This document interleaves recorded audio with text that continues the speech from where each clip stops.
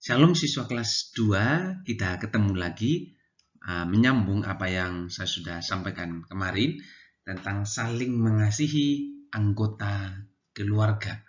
Ya, bagaimana ayah mengasihi ibu atau papa mengasihi mama, anak mengasihi orang tua, dan begitu sebaliknya.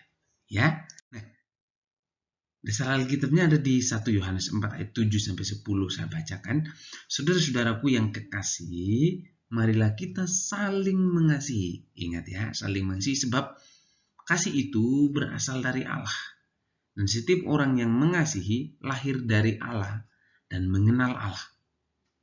Barang siapa tidak mengasihi, ia tidak mengenal Allah sebab Allah adalah kasih. Dalam hal inilah kasih Allah dinyatakan di tengah-tengah kita, yaitu bahwa Allah telah mengutus anaknya yang tunggal ke dalam dunia supaya kita hidup olehnya.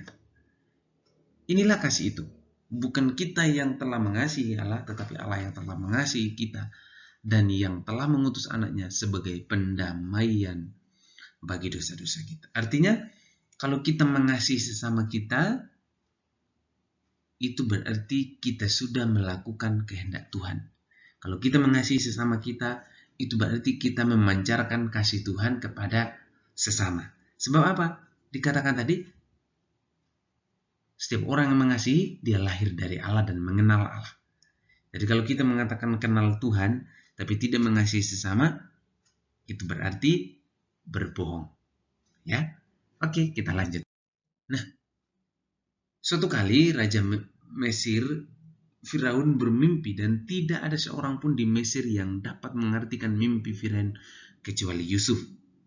Ya, Yusuf kemudian diangkat menjadi raja muda di Mesir untuk mengatasi bencana kelaparan. Yusuf juga berjasa menyelamatkan bangsa Mesir dari bencana kelaparan.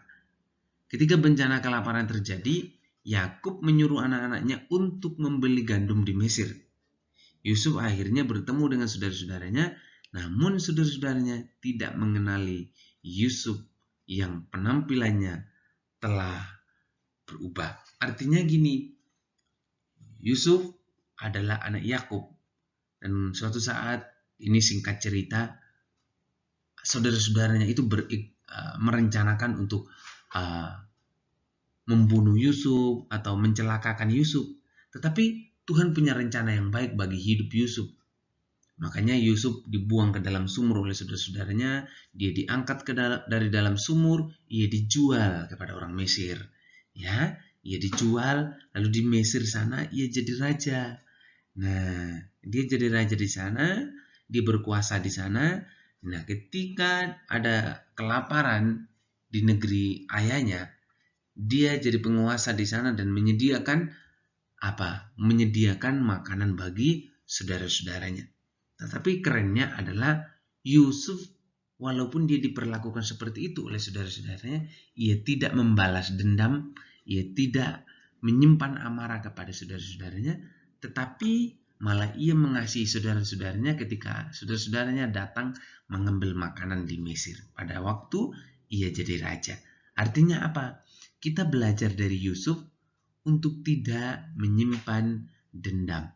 Menyimpan dendam itu tahu enggak?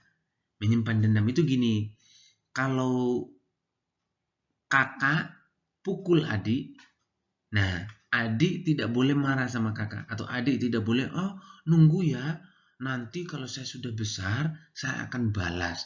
Nah itu namanya menyimpan dendam. Ya, oh kamu ya yang ngambil iniku, nanti punyamu juga tak curi. Itu namanya membalas dendam. Jadi Yusuf tidak memperlakukan itu kepada saudara-saudaranya. Walaupun dia diperlakukan kasar, dia diperlakukan secara tidak adil oleh saudara-saudaranya, tetapi ia tidak melakukan itu kepada saudara-saudaranya. Artinya kita belajar dari Yusuf mengasihi sesama. Kita belajar dari Yusuf mengasihi saudara, mengasihi orang yang sudah bersalah sama kita. Ya, anak Tuhan harus belajar mengasihi orang lain. Nah, Yusuf tidak pernah menyimpan dendam kepada kakak-kakaknya. Malahan Yusuf memaafkan mereka. Kakak-kakak Yusuf pun menyesali perbuatan mereka akhirnya mereka semua rukun kembali. Ya, ketika semuanya mereka mengerti bahwa Yusuf yang jadi penguasa, Yusuf menjadi raja di sana, akhirnya mereka jadi berdamai kembali. Yakub dan keluarganya lalu pindah ke Mesir dan menempati tanah Goshen. Keluarga Yakub berkumpul dan satu lagi karena mereka sudah saling memaafkan dan mengasihi satu sama yang lain. Artinya mereka sudah bersatu, sudah rukun kembali, sudah tidak saling membenci, sudah tidak saling bermusuhan. Mereka sudah akur kembali. Nah, kita harus bisa mengasihi sesama, terutama keluarga. Jadi jangan sampai kakak membenci adik atau adik membenci kakak, ya. Papa membenci mama atau mama sebaliknya juga membenci papa, atau jangan sampai anak-anak tidak senang atau tidak sayang sama orang tua. Kita belajar untuk tetap sayang sama orang tua kita karena mereka yang melahirkan kita, membesarkan kita, merawat kita dari kecil hingga jadi orang yang besar. Ya, apabila dalam keluarga hidup dengan saling mengasihi, maka akan tercipta apa? Kedamaian dan kerukunan. Ya, belajar menciptakan kedamaian. Nah, dalam keluarga harus saling mengasihi. Oke? Jangan saling membenci, saling mendendam. Tuhan mengasihi kita, oleh sebab itu kita juga wajib mengasihi sama, terlebih orang dalam rumah kita. Mengasihi keluarga adalah bentuk kita mengasihi Tuhan yang tidak kelihatan. Jadi tidak bisa mengatakan aku mengasihi papaku loh, aku mengasihi Tuhan loh, tapi kita membenci papa.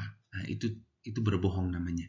Aku mengasihi Tuhan loh, tetapi kita benci sama kakak kita, benci sama adik kita.